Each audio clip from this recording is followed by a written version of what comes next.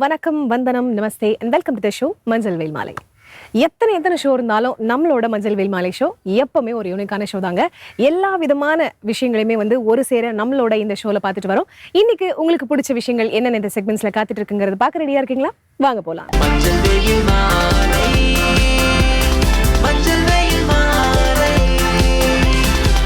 நம்ம ஷோவோட first segment யோகாசனம்.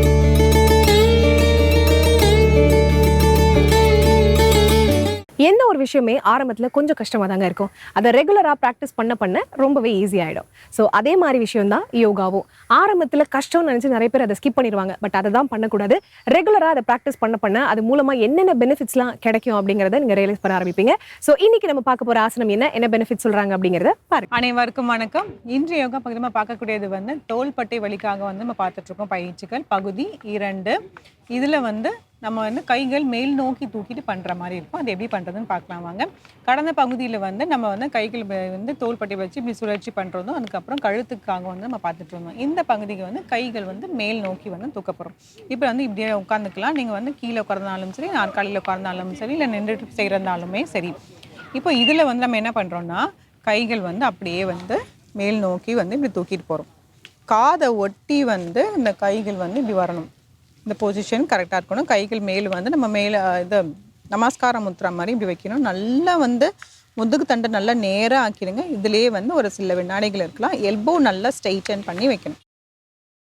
1 2 3 4 5 6 7 8 9 10 தளர்த்திக்கலாம்.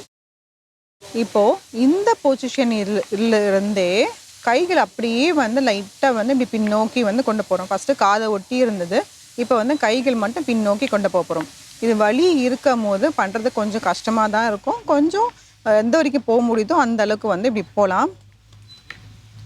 சில வினாடிகள்.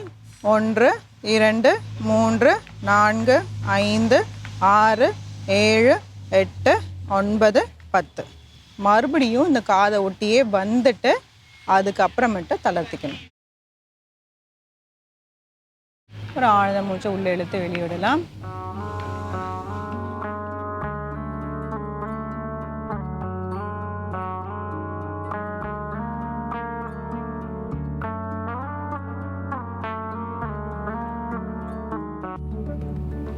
பயிற்சி 2. இதில் நம்ம என்ன பண்ணுறோன்னா கைகள் இந்த இடது கை மட்டும் எடுத்துகிட்டு வலது தோள்பட்டையில் இப்படி வச்சுட்டு அப்படியே நல்லா இப்படி எக்ஸ்டெண்ட் பண்ண போகிறோம். நல்லா எந்த அளவுக்கு இப்படி போதோ அந்த மாதிரி சைடில் ஃபஸ்ட்டு அந்த சைடில் அதுக்கு அப்படியே பின்னோக்கி நம்ம இப்படி எடுத்துகிட்டு போகிறோம். எந்த அளவுக்கு போக முடியுதோ அந்த அளவுக்கு போகலாம். வலி இருக்கும் போது இன்னும் பின்னோக்கி போகிறது கொஞ்சம் சிரமமாக இருக்கும். அதனால் ஓரளவுக்கு ஒவ்வொருத்தர் இண்டிவிஜுவல் பொறுத்தது. இந்த இவ்வளோ தான் போக முடியும், இல்லை இவ்வளோ தான் பின்னாடி போக முடியும்னா அந்த மாதிரி போய்க்கலாம். நல்லா கைகள் மட்டும் நல்லா ஸ்ட்ரெயிட்டாக வச்சிடணும். வச்சுட்டு ஒரு சில வினாடிகள் இருந்துட்டு மறுபடியும் கையை எடுத்துகிட்டு இந்த தோள்பட்டை மேலே வைக்கணும். எப்பயுமே எப்படி போகிறோமோ அதே மாதிரி தான் மறுபடியும் ரிலாக்ஸ் ஆகிற மாதிரி இருக்கும். இப்போ வலது கையில் பண்ணிடலாம். வலது கையை எடுத்து இடது தோள்பட்டை மேலே இப்படி வச்சுட்டு அதுக்கப்புறம் கையை அப்படியே இப்படி கொண்டு போகிறோம். உள்ள கைகள் வெளியில் பார்த்த மாதிரி இருக்கணும். ஃபஸ்ட்டு சைடில் போயிட்டு அதுக்கப்புறம் அப்படியே இப்படி எக்ஸ்டெண்ட் பண்ணி பின்னாடி திருப்பிகிட்டே போகிறோம். எந்த அளவுக்கு வருதோ அந்த அளவுக்கு சில வினாடிகள். 1 2 3 4 5 6 7 8 9 10 மறுபடியும் இப்படி பக்கவாட்டில் வந்துட்டு கையை எடுத்துகிட்டு தோள்பட்டையில் வச்சுட்டு அதுக்கப்புறமேட்டா தளர்த்து ஒரு ஆழ்ந்த மூச்சு உள்ளே இழுத்து வெளியிடலாம். இதை மாதிரி ஒரு 3-5 செட்டு இந்த மாதிரி செஞ்சுட்டே வந்தோம்னா இந்த தோள்பட்டை வலியும் இந்த கழுத்து வலியும் ரெண்டுமே நல்லாவே இதாகும். இது பண்ண தான் பார்த்தீங்கன்னா இந்த பின்னோக்கி இருக்கிறதும் சரி, இந்த மேல் முதுகுலுமே சரி, இந்த வலி எல்லாமே நல்லாவே உங்களுக்கு கேட்கும். இதை முயற்சி செஞ்சு பாருங்க. மீண்டும் அடுத்த பகுதியில் சந்திக்கலாம்.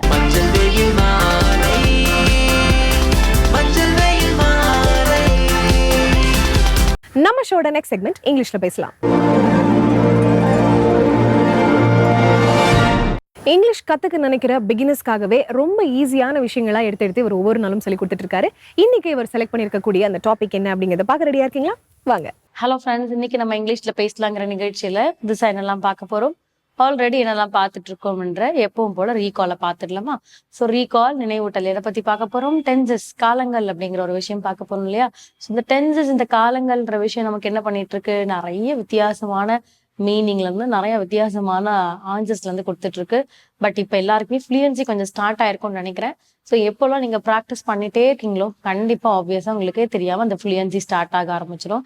நீங்களா ஒரு நாள் எக்ஸாமைன் பண்ணும்போது தான் தெரியும், ஓகே நம்ம பேச ஆரம்பிச்சிட்டோம் அப்படிங்கிறது. அது வரைக்கும் தெரியாது. ஸோ அந்த எக்ஸாமைன் பண்றதுக்கு நம்ம என்ன பண்ணணும்னா, கண்டிப்பா ப்ராக்டிஸ் நீட்ஸ். அந்த ப்ராக்டிஸை நீங்க ரெகுலரா வச்சுக்கிட்டீங்கன்னாவே so will get fluency of faster அப்படிங்கிறது தான். ஸோ இப்போ நம்ம பார்த்துட்டு இருக்கிற இந்த காலங்கள், இந்த ஒரு காலங்கள் இருந்தா படிச்ச போதும் மேம் இங்கிலீஷ் கேன் ஸ்பீக் அப்படின்னு கேட்டிங்கன்னா, ஸோ ஆப்வியஸா பேசலாம். பட் இன்னும் நிறைய இங்கிலீஷ் இருக்கு நமக்கு ஹெல்ப் பண்றதுக்கு. இன்னும் ஃபார்மலா, இன்னும் டாக்குமெண்டேஷன் மெத்தட்ல பேசுறதுக்குலாம் இன்னும் நிறைய இருக்கு. பட் இது நமக்கு தெரிஞ்சிருந்தனாலே நம்ம என்ன பண்ண ஆரம்பிச்சிடலாம், ஈஸியா கொண்டு வர ஆரம்பிச்சிடலாம். ஸோ இப்போ நம்ம அதன் அடிப்படையில எந்த டென்சஸ் பார்த்துட்டு இருக்கோம்? ஃபியூச்சர் பெர்ஃபெக்ட் டென்ஸ் இல்லையா? அதாவது நான் ஃபியூச்சர்ல பேசக்கூடிய விஷயத்த எப்படி பேசலாம், கரெக்டா பேசலாம், பெர்ஃபெக்ஷனா பேசலாம். அந்த பெர்ஃபெக்ஷன்ஸ்லயுமே positive, negative, question, interrogative, so இது எல்லாமே யூட்டிலைஸ் பண்ணி நான் பேசணும் அப்படிங்கிறது தான் இல்லையா? ஸோ அப்போ இது எல்லாமே எடுத்துட்டு கொண்டு போகும்போது ஸோ நம்ம என்ன பண்ண போறோம், இந்த பாசிட்டிவ், நெகட்டிவ், இன்ட்ராகேட்டிவ்ங்கிற விஷயத்த எப்படி கொண்டு வரலாம் அப்படிங்கிறது தான் ரொம்ப மேண்டேட்டரியான விஷயம். ஸோ ஆல்ரெடி நம்ம என்ன பண்ணோம், பாசிட்டிவ் அண்ட் நெகட்டிவ் சென்டென்சஸை நிறைய பார்த்துட்டோம். ஏன்னா நம்ம நிறைய ப்ராக்டிஸ் எடுத்துட்டோம். பார்க்கணுன்றது முன்னாடி ப்ராக்டிஸ் எடுத்திருக்கோம். டிஃப்ரெண்ட் வேர்ப் ஃபார்ம்ஸ் யூஸ் பண்ணி ஸோ டிஃப்ரெண்டான சென்டென்சஸ்லாம் நம்ம எழுதி பார்த்துருக்கோம். இப்போ ஆப்வியஸா எங்க வரும், கொஸ்டின்ஸ்க்கு வந்துட்டோம் இல்லையா? கொஸ்டின் எப்படி எழுதலாம் அப்படிங்கிறது. ஸோ அந்த கொஸ்டினுக்கு வந்ததுக்கு அப்புறம் அதுக்கு எப்படி ஃப்ரேம் பண்ணலாம் அப்படிங்கிறதும் இருக்கு. ஸோ இது நம்ம புதுசா ஏதாவது ரூல் இருக்கானா கிடையாது. இருக்கிற ரூலை ஜம்பிள் பண்ணி எழுத போறீங்க அவ்வளவுதான். பட் என்ன அப்படின்னா அந்த வாக்கியத்தை பெர்ஃபெக்ஷனா கொடுக்கணும். ஓகேங்களா? ஸோ அப்படி இருக்கும்போது இன்னைக்கான டென்ஸ், இன்னைக்கான வேர்ப் ஃபார்ம், என்ன ரூல், எப்படி எழுதலாம்னு சொல்லி தருவாங்க.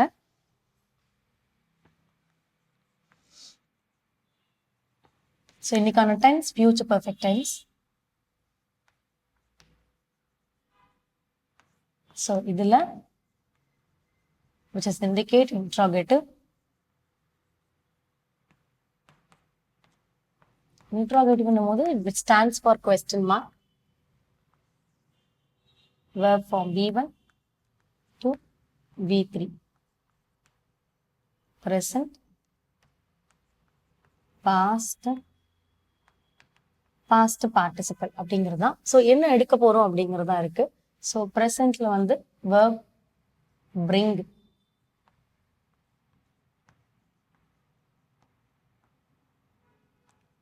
கொண்டு அப்படிங்கிறதா. V2 and V3ல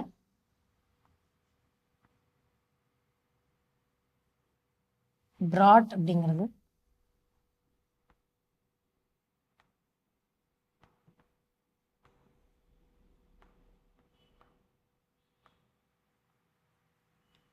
கொண்டு வரப்பட்டது அப்படிங்கிறது. அப்போ bring, brought, brought அப்படிங்கிறது தான். ஸோ கொண்டு வரப்பட்டது அப்படிங்கிறத சொல்றோம். verb ready.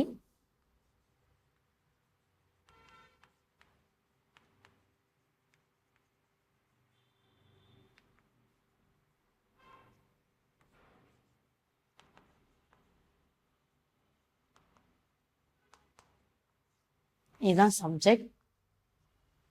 இதுல ஃபியூச்சர் பர்ஃபெக்ட் டென்ஸோட வந்து ரூல், இன்ட்ராகேட்டிவ் ரூல், அதுவும் கொஸ்டின் ரூல் இல்லையா?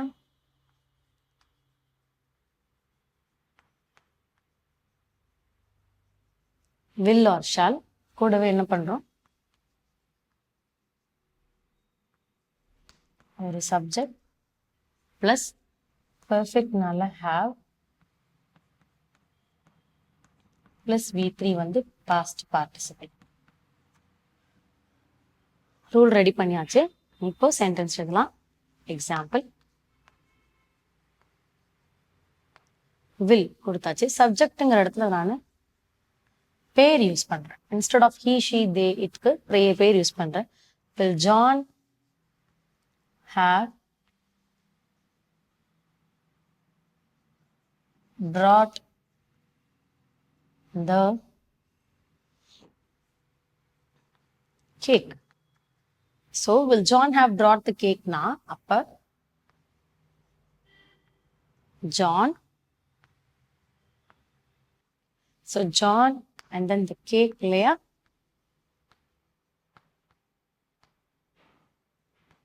brought என்னும்போது கொண்டு. ஸோ நீங்க இதர் வந்தானா அப்படின்னு சொல்லிக்கலாம், இல்ல வந்தானார் அப்படிங்கிறதையும் சொல்லிக்கலாம். அது depends on your operand one. Operand ஒன்ல யார் இருக்காங்களோ அவங்களுக்கு ஏற்ற மாதிரி பேசிக்கலாம். சின்ன குழந்தையா இருந்தோம்னா கேக் கொண்டு வந்தானான்னு பேசிக்கலாம். பெரியவங்களா இருந்தாங்கன்னா கேக் கொண்டு வந்தாரா அப்படிங்கிறதையும் பேசிக்கலாம். ஓகே, இல்லை அஃபீஷியல் பர்சனாக இருந்தாங்கன்னா கொண்டு வந்தாரா அப்படி. ஏன்னா அந்த அஃபீஷியல் பர்சன்ஸ் கிட்ட ஏஜ் நம்ம பார்க்க மாட்டோம். ஸோ அப்போ அதுக்கு ஏற்ற மாதிரி நீங்கள் எப்படியும் தமிழ் நம்ம பேச போகிறதில்ல, இங்கிலீஷில் பேசணுங்க தான். ஸோ இருந்தாலும் நீங்கள் அதை பேசும்போது நீங்கள் எழுதுறதுக்கு ப்ராக்டிஸ் மட்டும் இந்த மாதிரி பண்ணிக்கலாம். ஸோ இப்போ இதுக்கு answer positive answer. So John will have brought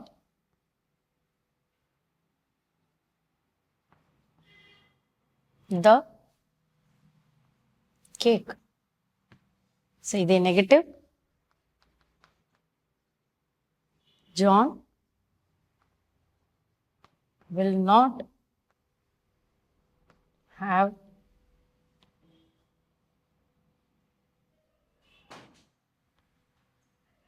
brought the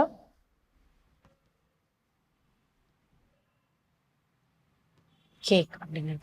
இப்போ John will have brought the cake அது பாசிட்டிவ்ல ஆன்சர் பண்றோம். நெகட்டிவ்ல ஆன்சர் பண்ணும்போது John will not have brought the cake. John வந்து கேக்கை கொண்டு வரல அப்படிங்கிறது தான். ஸோ கொஸ்டின் 2 விதமான ஆன்சர்ஸை ஃப்ரேம் பண்ணியிருக்கோம் இல்லையா. ஸோ இன்னைக்கான வேர்ப் ஃபார்ம் bring, brought அப்படிங்கிறத வச்சு பாசிட்டிவ் நெகட்டிவ் ஆன்சர்ஸ் கொடுத்து இன்ட்ரோகேட்டிவ் கொஸ்டினையும் ஃப்ரேம் பண்ணியிருக்கோம். ஸோ இது நீங்கள் இன்னைக்கான ஹோம்ஒர்க்காக எடுத்து ப்ராக்டிஸ் பண்ணுங்க. நெக்ஸ்ட் கிளாஸ்ல நெக்ஸ்ட் இன்ட்ரெஸ்டிங்கான சென்டென்ஸோட உங்களை மீட் பண்ணுறேன். தேங்க்யூ.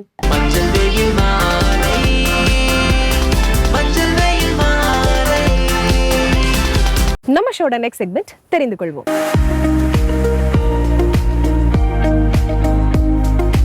நம்மளோட இந்த தெரிந்து கொள்ளும் செக்மெண்ட் மூலமா ஒவ்வொரு நாளும் நிறைய விஷயங்கள் வந்து கத்துட்டு வரோம். இன்னைக்கு இவர் என்ன சொல்ல போறாருங்கிறத பார்க்க ரெடியா இருக்கீங்களா? வாங்க பார்க்கலாம். வசந்த் டிவி ரசிகர்களுக்கு வணக்கம். இன்னைக்கும் நம்மளுடைய தெரிந்து கொள்வோம் நிகழ்ச்சியில தெரியாத பல விஷயங்களை தான் தெரிஞ்சுக்க போறோம். இந்த உலகத்துல நிறைய கிரீச்சர்ஸ் இருக்கு. இருந்தாலும் டைனோசர்ஸ் அப்படின்னு சொல்லும் போது அதோடைய சைஸ் எப்பவுமே பெருசுதாப்பா அப்படின்னு சொல்றோம் இல்லையா. எல்லா டைனோசர்ஸோடைய வெரைட்டிஸும் பெரிய சைஸ் கிடையாது. அதுல ஒரு சில சின்ன சின்னது இருக்கு. ஹியூமன் சைஸ்ல இருக்கு, ஹியூமனோட கொஞ்சம் பெருசு இருக்கு, ஈவன் ஹியூமனோட சின்னது அப்படின்னு நிறைய இருக்க தான் செய்யுது. ஆனா அசுர வளர்ச்சியா அந்த டைனோசர்ஸ் வந்ததுக்கு என்ன ரீசன் அப்படின்ற மாதிரி சொன்னாங்கன்னா, 25 கோடி வருஷங்களுக்கு முன்னாடி இருக்கக்கூடிய வால்கனோஸ் எல்லாமே வெடிச்சு செதற ஆரம்பிச்சது. அப்போ பூமியோட வெப்பம் தாங்காம மழை அதிகமா பெய்ய ஆரம்பிச்சது. கொட்டுன்னு மழை கொட்டிக்கிட்டே இருந்துச்சு கிட்டத்தட்ட 20 லட்சம் வருஷமா. இப்படியே இருக்கும்போது அந்த வால்கனோடைய வெடிப்பெல்லாம் அதிகமானதுனால நிறைய கிரீச்சர்ஸ் இறந்தே போச்சு. தப்பிச்ச நிறைய டைனோசர்ஸ் அதுக்கு நிறைய ஃபுட்டு கிடைக்க ஆரம்பிச்சிருச்சு. அப்படியே வாழையடி வாழையா ஃபுட்ஸை நிறைய சாப்பிட்டு அதோடைய சைஸும் பெருசாக ஆரம்பிச்சிருச்சு. ஈவன் அது சைஸ் பெருசானதுக்கு கிளைமேட்டிக் சேஞ்ச் தான் மிகப்பெரிய ரீசன் சொல்றாங்க. ஏன்னா அது அதிகமான வெப்பத்தையும் தாங்குச்சு, அதிகமான குளிர்ச்சியும் தாங்குச்சு. ரெண்டையுமே தாங்கி அதிக நாள் வாழ்ந்தது அப்படின்னு சொன்னா அது டைனோசர்ஸ் தான். நம்ம மல்லாக்கா படுத்து விட்டத்தை பார்க்குற மாதிரி எல்லா அனிமல்ஸாலையும் பார்க்க முடியுமா அப்படின்னு யோசிச்சிருக்கீங்களா? ஹியூமன்ஸால மட்டுமே தான் மல்லாக்கா படுக்க முடியும் அப்படின்னு சொல்றாங்க. ஏன்னா நமக்கு மட்டும்தான் பேக் போன் அண்ட் நம்மளுடைய பேக் ரொம்ப ஸ்ட்ரெயிட் அண்ட் ஃப்ளாட்டாக இருக்கு. மீதி எந்த க்ரீச்சர்னு எடுத்தாலும் அதுக்கு அந்த அளவுக்கு ஃபேட்டாக இருக்காது. வேற எந்த க்ரீச்சர்ஸாலையும் ஃப்ளாட்டாக படுக்க முடியாது, படுத்து தூங்க முடியாது. சும்மா வேணா விளையாட்டுக்காக கொஞ்சம் நேரம் படுக்கலாமே தவிர்த்து ரொம்ப நேரம் அதுலேயே சஸ்டெயின் பண்ணுறது அப்படின்றது அதெல்லாம் முடியாது. ஏன்னா நிறைய அனிமல்ஸுக்கு அதோடைய பேக் பெண்டாக தான் இருக்கும். அந்த பெண்டு நமக்கு இல்லாததுனால தான் நம்மளால் ரொம்ப நேரம் மல்லாக்கா படுக்க முடியுது. பொதுவாகவே நீங்கள் ஏதாவது ஒரு மலைப்பகுதிக்கு போகிறீங்கன்னு வச்சுக்கோங்க. அந்த மலைப்பகுதியில் எப்போ இங்கே குரங்கு இருக்குது கொஞ்சம் ஜாக்கிரதையாக இருந்துக்கங்க அப்படின்னு சொல்லி யாராவது சொல்லியிருப்பாங்க. ஈவன் நீங்கள் ஃபேமிலியோட போனீங்கன்னா கண்டிப்பாக சொல்லுவாங்க, அந்த விஷயங்கள் பொருட்கள்லாம் பத்திரமா வச்சுக்க, எதையாவது குரங்கு தூக்கிட்டு ஓடிடும் அப்படின்லாம் சொல்லுவாங்க இல்லையா. இது குரங்கு தூக்கிட்டு போனால் திரும்ப தராது, அது நமக்கு தெரிஞ்சது தான். கொண்டு போய் ஏதாவது ஒரு மரத்துலையோ பொந்துலையோ போட்டு ஓடி போயிடும். ஆனால் இந்தோனேஷியாவில் இருக்கக்கூடிய குரங்கு, ஏன் இந்தோனேஷியா பாலின்னு தானே எல்லாரும் கிளம்பி போனீங்க, அதனால் அந்த இந்தோனேஷியாவில் இருக்கக்கூடிய குரங்குகள்லாம் இப்போ ஸ்கேம் பண்ண ஆரம்பிச்சுட்டான். என்ன தெரியுமா, எது ரொம்ப வேல்யூபான பொருட்கள் அப்படின்றது அதுக்கு ரொம்ப தெரிஞ்சிருக்கு. ஸோ ரொம்ப காஸ்ட்லியான வேல்யூபிளான பொருட்கள் எல்லாத்தையும் அழகாக தூக்கி வச்சுக்கிட்டு அதுக்கு நீங்கள் சாப்பாடு கொடுத்தா மட்டும்தான் அது அந்த பொருளை திரும்ப கொடுக்குமா. அப்போது அது எல்லா பொருளையும் எடுத்து வச்சுக்கிறது இல்லை. ஈவன் அது சாப்பாடு கிடச்சிட்டு ஓடிடுது. ஆனால் நிறைய பொருட்கள் இருந்துச்சு அப்படின்னா அதில் எது ரொம்ப காஸ்ட்லி அண்ட் வேல்யூபிளாக இருக்கோ அதை மட்டும் தூக்கி திருடி வச்சுக்கிட்டு ஃபுட்டு கேட்டு சரியான அளப்பறோடு தான் அதை ஃபுட்டு கொடுத்தா மட்டும்தான் திரும்ப கொடுக்குதான், இல்லைனா தூக்கிட்டு ஓடி போயிருதான். இந்த மாதிரியான பிரச்சனைகள் நிறைய பேர் ஃபேஸ் பண்ணுறாங்க. அதனால் நீங்கள் ஒரு வேளை இந்தோனேஷியாவுக்கு போனீங்கன்னா சேஃபாக இருங்க. முந்திரி பருப்பு அப்படின்னு சொல்லுவாங்க இல்லையா, முந்திரி பருப்பு மாதிரி முந்திரி கொட்டை மாதிரி முந்திட்டு போகாது அப்படின்னு தான் சொல்லுவாங்க. அதுக்கு என்னவா ரீசனாக இருந்துட்டு போட்டோம். ஆனால் இந்த முந்திரி பருப்பை அப்படியே அங்கேருந்து உடச்சி டேரெக்டாக சாப்பிட்றது அப்படின்றது பண்ணவே கூடாது.